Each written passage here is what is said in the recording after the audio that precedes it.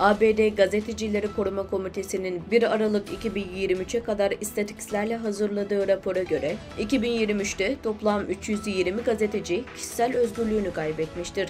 Rapora göre bu sayı Gazetecileri Koruma Komitesi'nin 1992'den bu yana her yıl yayınladığı veriler sırasında ikinci en büyük rakam.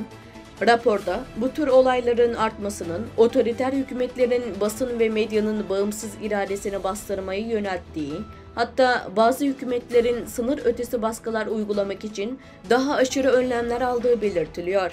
Veriler, kişisel özgürlükleri olmadan hapsedilen gazeteci sayısında Çin'in ilk sırada yer aldığını, ardından Burma, Rusya, Vietnam ve İsrail'in ilk 6'da yer aldığını gösteriyor.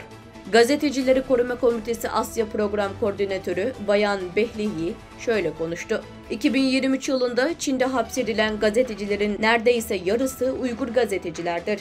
Bölünmeye teşvik veya ikiyüzlülük gibi muğlak suçlamalarla kaçırıldılar. Çinli yetkililer genellikle bu tür önlemleri hükümeti sözlü olarak desteklediğini, ancak gizlice ona karşı çıktığını düşündükleri kişileri cezalandırmak için kullanıyor.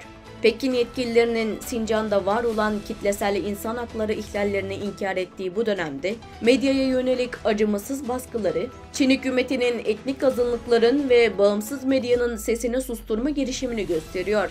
Çin hükümetine Uygur gazeteciler de dahil olmak üzere hapisteki tüm gazetecileri serbest bırakması ve tüm gazetecilerin Sincan'da özgürce hareket etmesine izin vermesi çağrısında bulunuyoruz dedi.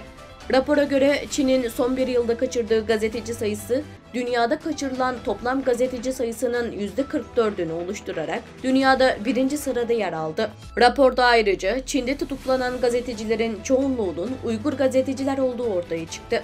Washington'daki Uygur İnsan Hakları Vakfı'ndan araştırmacı Bayan Zübeyir Şemseddin rapora yanıt verdi. Bu raporun yayınlanmasının Çin'in Uygurlara karşı işlediği insanlığa karşı suçları kanıtlayacak önemli bir gerçek olabileceğini vurguladı.